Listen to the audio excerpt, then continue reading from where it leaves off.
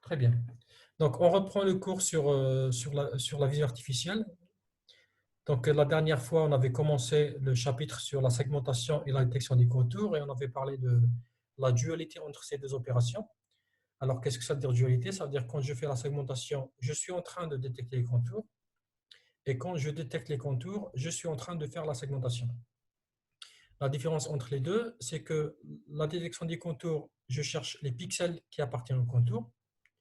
Et la segmentation, je vais associer à chaque pixel de l'image un label qui correspond à la classe à laquelle appartient le pixel. Donc, sans faire explicitement distinction entre un pixel qui appartient à une région et un pixel qui appartient au bord. Donc, après une introduction, je pense, des définitions des contours et tout ça, je pense qu'on a vu les méthodes dérivatives. Donc, la première, disons, méthode importante de détection des contours qu'on a vue, c'était la méthode du gradient. Alors, grosso modo, la détection des contours par la méthode du gradient consiste en la maximisation du gradient. Quand est-ce que je considère un pixel comme un contour? Lorsque le gradient est maximal ou bien est très important, est très fort. Donc voilà, je passe rapidement. Et donc, comment je calcule le gradient? Eh bien, il y a plusieurs filtres. Par exemple, le filtre de Sobel, de Prewitt, ainsi de suite. Étant donné une image d'entrée, comme l'image du caméraman, donc je commence par calculer le gradient, la norme du gradient. Ensuite, je fais un seuillage sur la norme du gradient. Et je pense qu'on avait parlé sur le choix du seuil. Et donc, on avait parlé, par exemple, de prendre un certain pourcentage de l'intensité maximale. Si la norme du gradient, par exemple, a des intensités entre, par exemple, je sais pas, entre 0 et 1000, le 10%, ça sera 100. Lorsque la norme du gradient est supérieure à 100, je la considère comme un gradient. Je considère le pixel je considère le pixel comme un bord. Et lorsque la norme du gradient est inférieure à ce seuil, je considère que le pixel n'est pas un bord. D'accord? Et bien sûr, plus j'augmente la valeur du seuil, plus ou bien moins j'aurai des pixels appartenant à un contour. Mais les contours que j'obtiens sont des contours très, très, très, très forts. Donc voilà, donc, grosso modo, l'idée est très simple. C'est quoi un contour? Ou bien comment je détecte un contour? Il suffit de maximiser le gradient, c'est-à-dire chercher les pixels pour lesquels le gradient est maximal. La deuxième méthode dérivative, qui est basée sur la dérivée, ça consiste en l'utilisation du Laplacien. Donc, grosso modo, les contours peuvent être définis comme le passage par zéro de la deuxième dérivée, c'est-à-dire passage par zéro du Laplacien. Pourquoi? Parce que si je cherche le pixel, le pixel ayant un gradient maximal, si je considère la première dérivée, la première dérivée possède une valeur maximale, un maximum. Ça implique que la dérivée de cette fonction, qui est la deuxième dérivée, est égale à 0. D'accord? Donc l'idée est très simple. Maximiser, ou bien chercher un point qui maximise la fonction dérivée, c'est chercher un point qui annule la dérivée de cette fonction dérivée, c'est-à-dire la dérivée de la dérivée seconde de f. D'accord? Et plutôt que dire on cherche les zéros du Laplacien, c'est-à-dire les points qui annulent le Laplacien, on va dire on cherche le passage par zéro du Laplacien. Ça veut dire quoi, passage par zéro? Ça veut dire le Laplacien passe d'une valeur négative à une valeur positive pour avoir en quelque sorte une fonction croissante, ensuite une fonction décroissante. Parce que si vous prenez par exemple la fonction x puissance 3, la dérivée seconde est égale à 0, mais la fonction garde une monotonie constante, garde la même monotonie, elle est toujours croissante. D'accord? Voilà, donc maintenant, encore une fois, pour calculer le Laplacien, il existe plusieurs filtres. Par exemple, celui-là, où j'ai des 1 diagonales et enfin 1 sur ces points-là et moins 4 au milieu, ou bien moins 8 et 1 partout, ou bien d'autres filtres plus. Enfin, on peut imaginer plusieurs, enfin, un nombre infini de filtres. Et pour montrer que ces filtres-là implémente bien l'estimation du Laplacien ou le calcul du Laplacien, il suffit d'utiliser la formule de Taylor, faire un développement et voir que ça, ou bien ça, ou bien ça donne exactement le Laplacien plus un reste. Voilà. Maintenant, en pratique, alors toujours, quand on fait la dérivée, quand on calcule la dérivée, en théorie, tout va bien, on ne se pose pas beaucoup de questions. J'ai une fonction dérivable, je calcule la dérivée. Maintenant, en pratique, la fonction peut ne pas être dérivable. D'accord? Donc, si la fonction n'est pas dérivable, ce qui est très souvent le cas en traitement d'image, parce que les fonctions ou bien les images peuvent être facilement discontinues et donc non dérivables, qu'est-ce que je fais pour rendre la fonction dérivable? Là, il suffit de convoluer la fonction ou bien l'image i avec une gaussienne, comme on le voit sur les transparents. Donc, avant de calculer le Laplacien, je fais la convolution de l'image avec une gaussienne, avec une petite valeur de sigma, de la variance de la gaussienne. Alors, choisir une petite valeur de la gaussienne, ça permet de ne pas modifier, de ne pas beaucoup modifier l'image i, et en même temps de rendre l'image i dérivable. Donc voilà, quand on fait la convolution avec une gaussienne, ça permet de rendre l'image dérivable, même si elle n'était pas avant. Et un deuxième intérêt de la convolution avec gaussienne, c'est que même si la fonction est dérivable et que, même si l'image est dérivable et qu'il existe un certain bruit dans l'image, quand je fais la convolution avec une gaussienne, l'effet ou bien l'influence du bruit sur le calcul de la dérivée va être réduit. On dit que la dérivation, c'est un filtre passe-haut et que ce filtre passe-haut est sensible au bruit et donc je dois régulariser avant de calculer la dérivée. Donc voilà, donc si je résume, le calcul du Laplacien, c'est Laplacien de G étoile I. Donc étoile, c'est la convolution. Ou bien, c'est delta G étoile I. Donc c'est le Laplacien de la gaussienne convolu avec l'image. Et ça a l'intérêt de calculer le Laplacien de la gaussienne une fois pour toutes. D'accord? Donc voilà, donc si je résume, encore une fois, pour calculer le Laplacien, je fais la convolution avec le Laplacien de la gaussienne. Et l'expression du Laplacien de la gaussienne, c'est celui-là.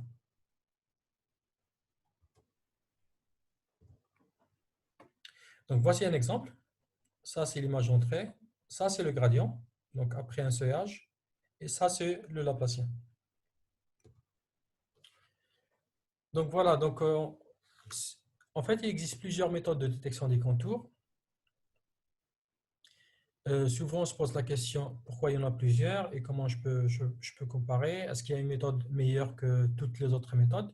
Et la réponse, dans le cas général, c'est que aucun opérateur n'est parfait pour détecter les contours. Il n'y a pas une méthode qui marche pour toutes les applications, pour toutes les images. Et souvent, on teste beaucoup comment dire, beaucoup de méthodes avant de choisir, ou bien on choisit la méthode en fonction de la situation ou bien en fonction de l'image. Maintenant, en pratique, je peux faire une petite comparaison et dire que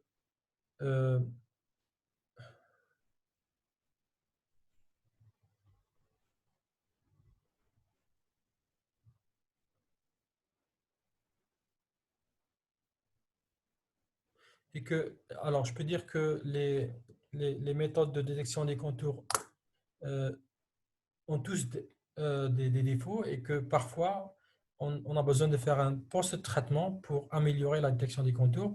Et en particulier, quand j'obtiens des contours qui sont incomplets, comme on le voit ici, d'accord? Vous voyez qu'il y a des pixels qui sont manquants. Et donc, on a besoin de faire la fermeture ou bien la poursuite des contours. Donc voilà, donc maintenant on arrive à une troisième méthode, ou bien une deuxième, enfin voilà, une troisième méthode des méthodes dérivatives. On a vu la méthode du gradient, la méthode du Laplacien. La troisième méthode, c'est la méthode de Canny, connue aussi sous le nom de Canny de Risch. Donc en fait, c'est un filtre qui permet de détecter les contours d'une manière optimale. Et quand je dis optimale, c'est par rapport à un certain critère qui a été défini. Et en fait, c'est plus un algorithme qu'une méthode directe. dans le sens où il y a plusieurs étapes à respecter pour arriver à une détection des contours. Donc voilà, je passe directement à la méthode de Cani. Alors l'idée principale de la méthode de Cani, c'est maximiser le gradient dans la direction du gradient. D'accord? Donc la différence entre le maximum du gradient, c'est que le maximum du gradient, c'est absolu. Je prends un pixel et je cherche, ou bien je teste si la norme du gradient est maximale par rapport à tous les pixels voisins.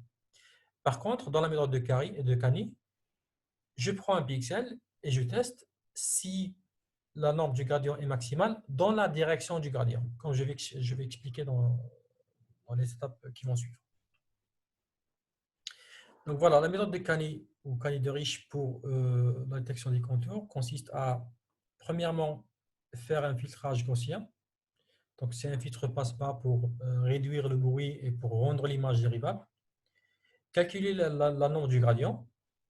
Alors par exemple, on peut utiliser un filtre de Sobel pour calculer la dérivée par rapport à x et la dérivée par rapport à y. Et je peux prendre la norme L1 ou la norme L2. Ensuite, calculer la direction du gradient et faire en fait une quantification des directions possibles. C'est-à-dire, étant donné un pixel central X, la direction du gradient, ça va être l'une des 8 directions principales possibles. Donc, je fais une discrétisation de la direction du gradient. Je considère que c'est soit le gradient est soit dans cette direction de 45 degrés, soit 90, soit 135, ainsi de suite, jusqu'à 0. D'accord? Par exemple, si je calcule le vecteur gradient et je trouve un angle de 50 degrés, qu'est-ce que je fais? Ben, tout simplement, je considère que cet angle de 50 degrés, je fais l'arrondi à 45 degrés. Si par exemple je trouve 80 degrés, je considère que c'est 90 degrés. Maintenant, je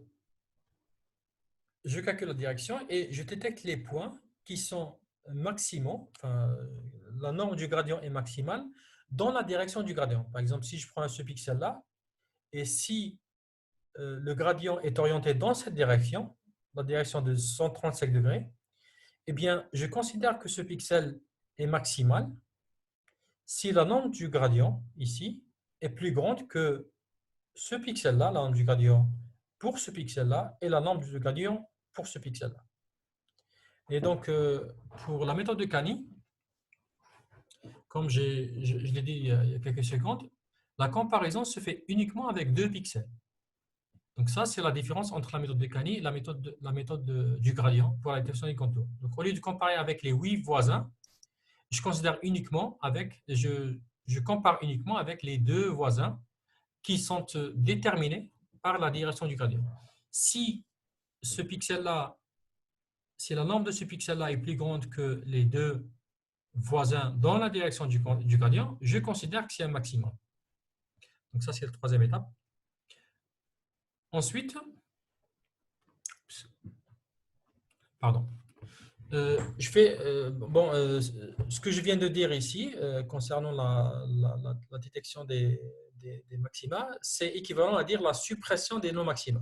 Alors, soit je dis que je garde le pixel qui est un maximum, soit je dis, d'une manière équivalente, je supprime le pixel qui n'est pas un maximum.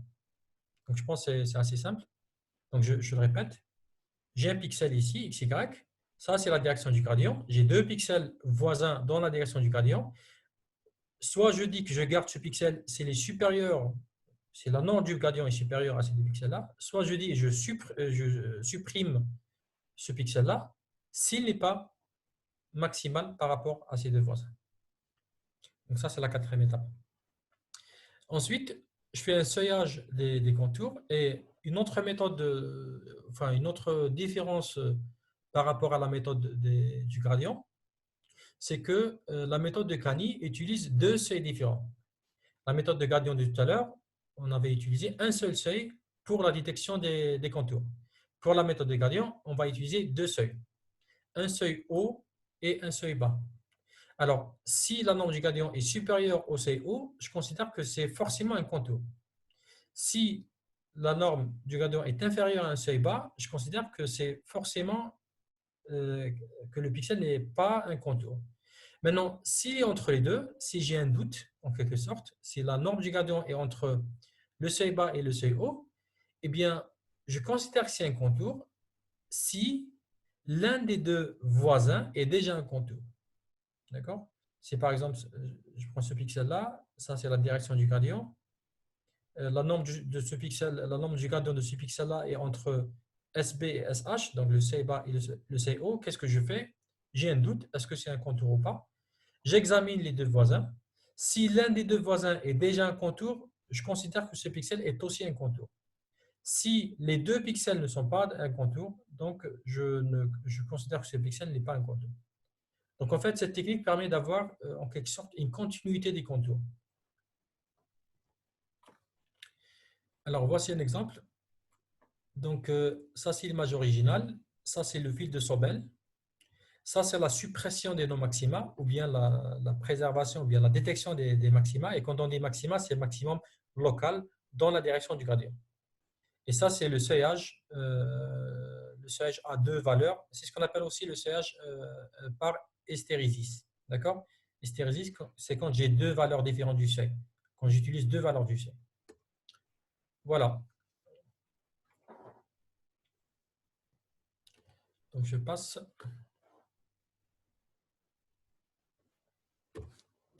Donc est-ce que vous avez des questions jusqu'à maintenant avant de passer à la méthode de Hooth?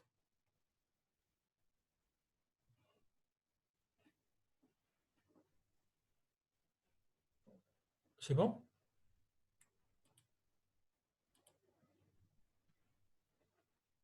Pardon, apparemment il y a des étudiants dans la liste d'attente et je n'ai pas fait attention. Bon, je vais chercher les participants. Oui, il y a deux étudiants.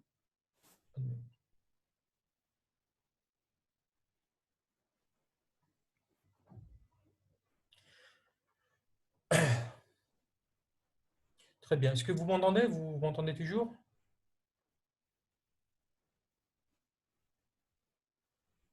Allô? Vous m'entendez? Oui, monsieur. Très Oui, bien. oui. OK. Alors, si vous n'avez pas de questions, on continue avec la méthode de Hooth. Alors, la méthode de Hooth, c'est une méthode analytique qui utilise un modèle du contour. Et le modèle qui est utilisé, c'est un modèle paramétrique. Alors, par exemple, j'ai une image et je vais me dire, je vais chercher un contour qui a la forme d'une droite. Quand on dit droite, bien sûr, ça veut dire un segment de droite. Ça peut être aussi, je cherche un contour qui a la forme d'un cercle. D'accord? Bien sûr, quand on dit cercle, c'est aussi une courbe paramétrique qui a trois paramètres, le centre du cercle et le rayon du cercle. Si je considère une droite, ça a deux paramètres.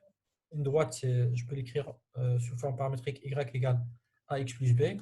Et donc, je considère que le contour a deux paramètres qui sont les valeurs de a et de b.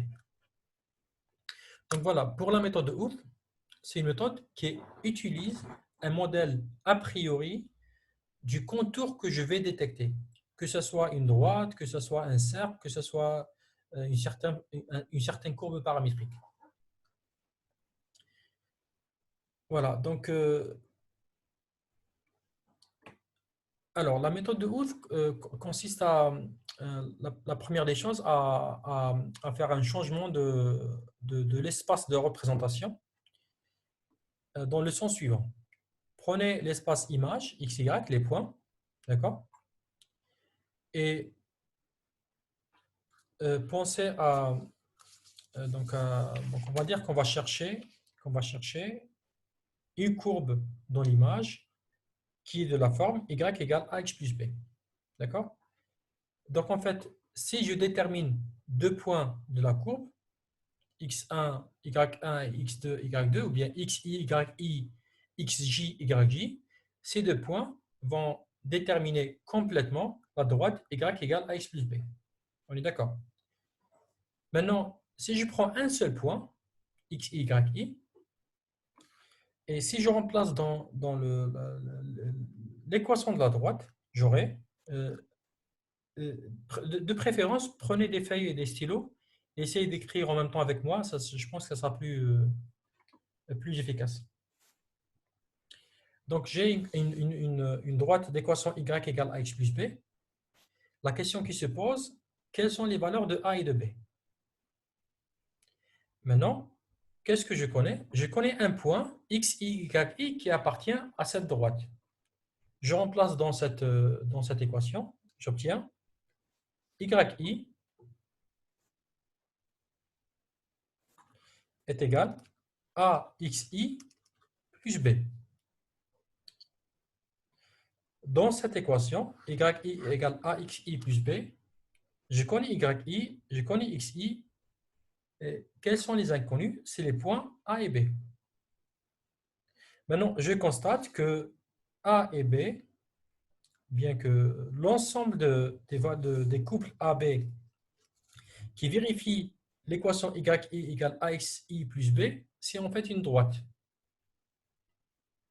Je ne sais pas si vous arrivez à voir ça, mais si j'appelle A grand X et B grand Y, j'aurai yi est égal à grand X plus grand Y. Et ça, c'est l'équation d'une droite. D'accord? C'est une équation affine, c'est l'équation d'une droite. Donc, en fait, l'idée, c'est la suivante. Si je prends un point xi, yi, et je cherche la droite qui passe par le point xi, yi, il y a un ensemble infini de droites. Donc, il y a cette première droite, cette deuxième droite, troisième droite, quatrième droite, ainsi de suite. Maintenant, chacune de ces droites-là est caractérisée par un couple AB. Maintenant, si je trace l'ensemble des AB qui correspondent aux droites qui passent par le point x, y, i, dans un espace, dans un autre espace AB, l'ensemble des points qui passent par x, y, i, ça va former une droite B est égale moins xia plus yi. Donc, cette droite-là, si je prends par exemple ce point-là, ça va donner A', B'. Si je trace, je reviens à l'image de départ. Si je prends ce point-là, d'accord, de la droite B est égal moins xia plus yi, A'B'. A'B', ça va définir une droite y égale A'X plus B'. Et cette droite passe par le point x, y, i. Si je prends un autre point ici, toujours de cette droite, je prends un autre point A second, B second, eh bien, A second, B second, ça va définir l'équation d'une droite y est égal A second, x plus B second. Et cette droite, elle passe aussi par le point x, y. D'accord? Donc, voilà. Donc, en fait, le choix d'un point x, y, i est équivalent au choix d'une droite dans l'espace des paramètres AB. Si je choisis un autre point xj, yj, ça va donner une autre droite dans l'espace des paramètres AB. Et l'intersection de ces deux droites-là, c'est exactement le couple de paramètres A'B'.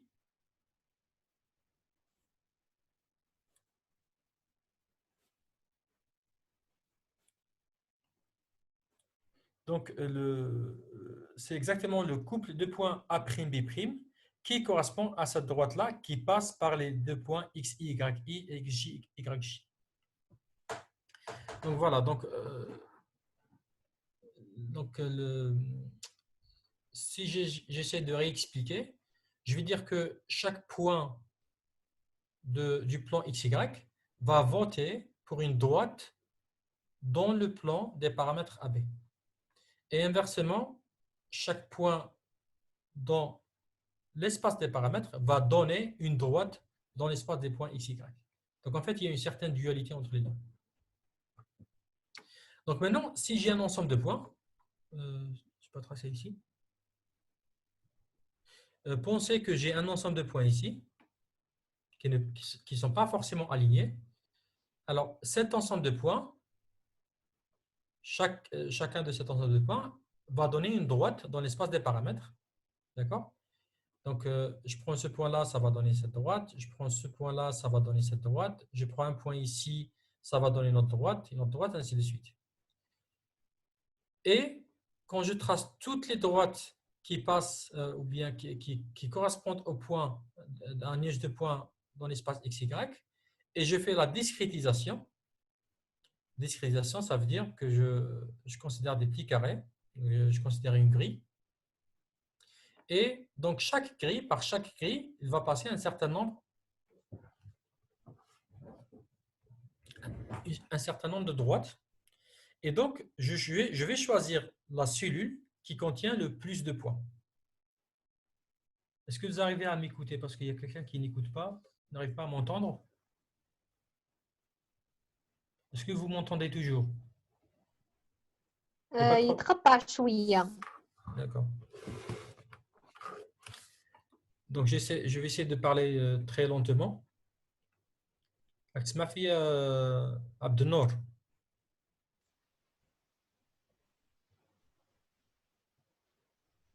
نو عبد النور انت مش نسمع فيك دونك بالك عندك مشكل تاع الصوت.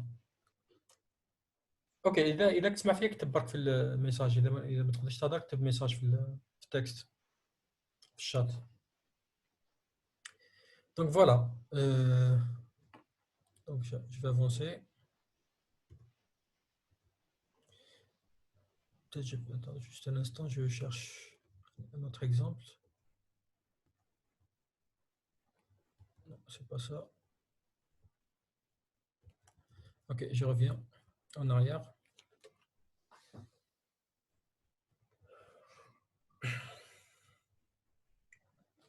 Alors, pour expliquer, supposons que j'ai un ensemble de points ici et je cherche la droite qui passe en quelque sorte par ce nuage de points. Alors, qu'est-ce que je fais? Je fais une discrétisation de l'espace des paramètres, AB. Ça va donner un certain nombre de cellules.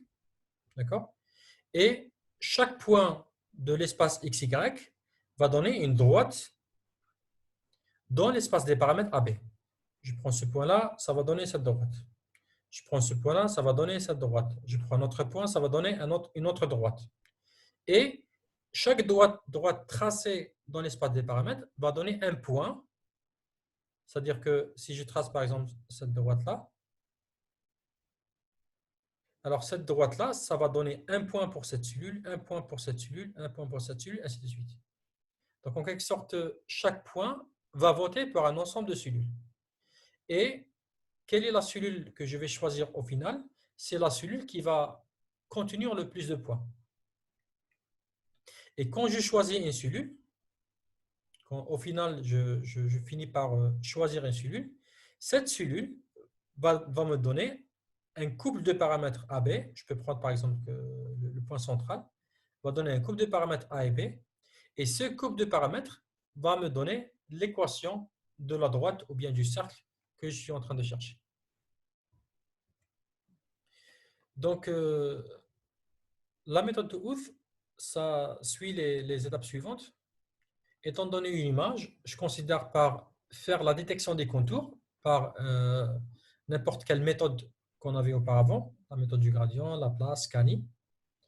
Ensuite, donc ça va donner quand je fais un seuillage, ça va donner un ensemble de points. Ensuite, chaque point de l'espace XY va voter pour une droite de l'espace AB et donc va voter pour un certain nombre de cellules ici. Et au final, je vais choisir la cellule qui contient le plus de points. Et la cellule qui contient le plus de points va me donner un couple de paramètres AB.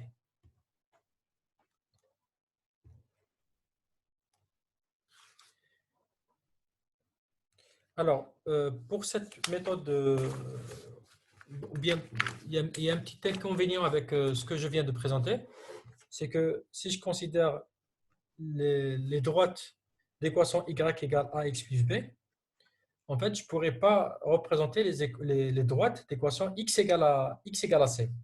D'accord? Quand j'écris y égale ax plus b, il n'y a pas de paramètre AB, il n'y a pas de paramètre AB, qui permettent de représenter les droites d'équation x égale à c, c'est-à-dire les droites verticales. Donc, une autre méthode de représentation des droites, c'est la représentation sous forme polaire. Considérer la représentation ou bien les coordonnées polaires d'un point. Et donc, les paramètres, ça sera ρ et θ.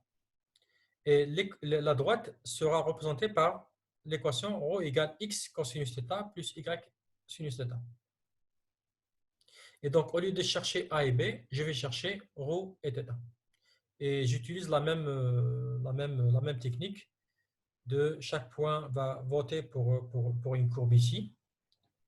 Et la courbe ici, ce n'est plus une droite, hein, ça va être une courbe quelconque. La courbe ici, ça va passer par un ensemble de cellules. Et donc, ça va voter par un ensemble de cellules. Et quand je considère tous les points XY, au final, je vais choisir la cellule qui contient le plus de points. Donc, voici un exemple.